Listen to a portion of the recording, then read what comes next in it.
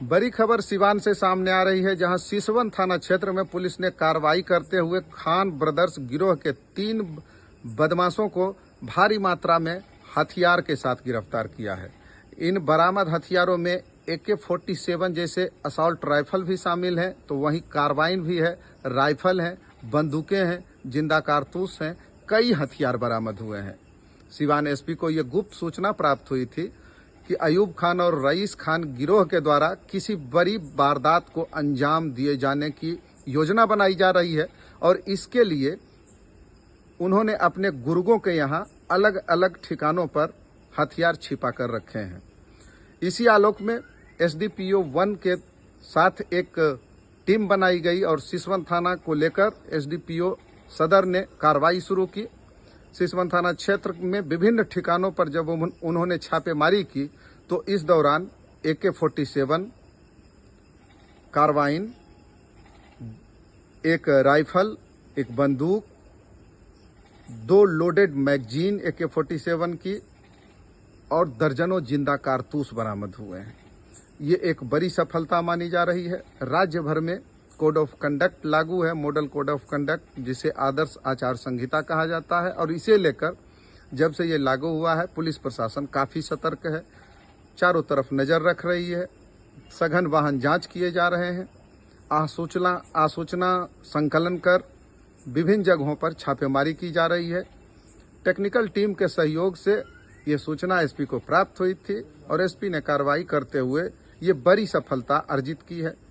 तो ये सिवान से बड़ी खबर सामने आ रही है और राज्य भर से ऐसे ही खबरें सामने आ रही है, चूंकि अभी आदर्श आचार संहिता लागू होने के बाद से जितने भी सिस्टम हैं वो काफ़ी एक्टिवेट हो गए हैं, चाहे वो निगरानी विभाग हो, चाहे वो पुलिस हो, प्रशासन हो, सभी काफ़ी एक्टिव मोड में हैं और इसीलिए इतनी सफलताएं मिल रही हैं पुलिस को। आज बख्तियारपुर में भी पुलिस ने भारी मात्रा में हथियार बरामद करते हुए 3 अभियुक्तों की गिरफ्तारी की है, तो वहीं सिवान में 3 अभियुक्त गिरफ्तार हुए हैं, जिसमें से एक महिला भी शामिल है।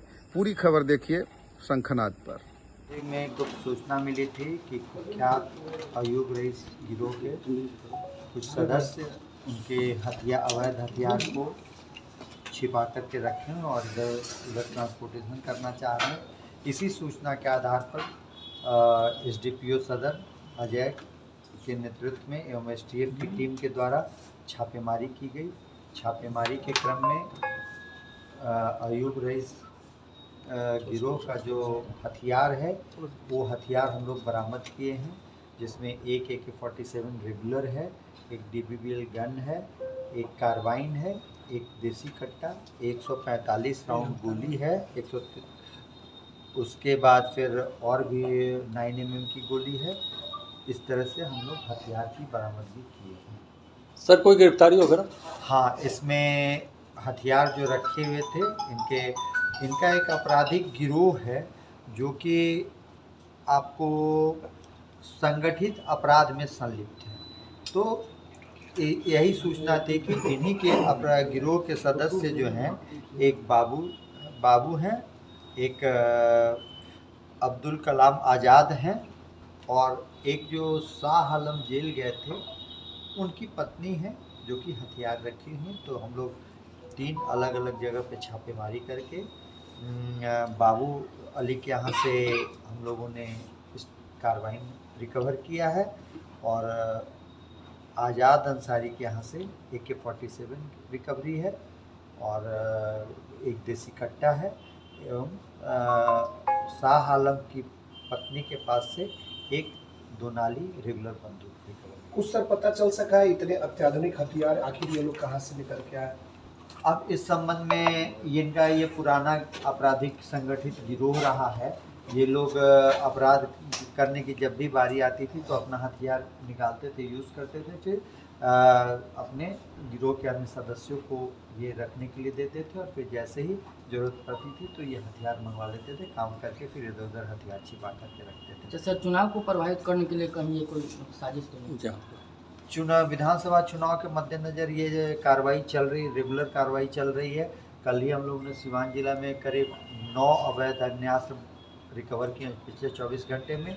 तो ये कार्रवाई हम लोग की चल रही है और चुनाव को लेकर के हम लोग ये छापेमारी भी कर रहे हैं और इसकी संभावना से पूरी तरह से इनकार भी नहीं किया जा सर ये लोग का आपराधिक इतिहास ये है। सकता। ये लोग संगठित गिरोह के सदस्य हैं। इनके आपराधिक गतिविधि के ऊपर अभी और छानबीन की जा रही है और जैसे ही आएगा सब आपको तो डिटेल इसमें सर जो FIR में ये संगठित गिरोह के द्वारा ये हथियार का इस्तेमाल किया जाता था, जो अयूब एवं रईस जिसके सरगना है और इन्हीं का ये हथियार बताया जा रहा है। ये गिरोह का ही हथियार है और ये जगह जगह अपना छिपा करके रखते हैं, जब ज़रूरत होता है तो ये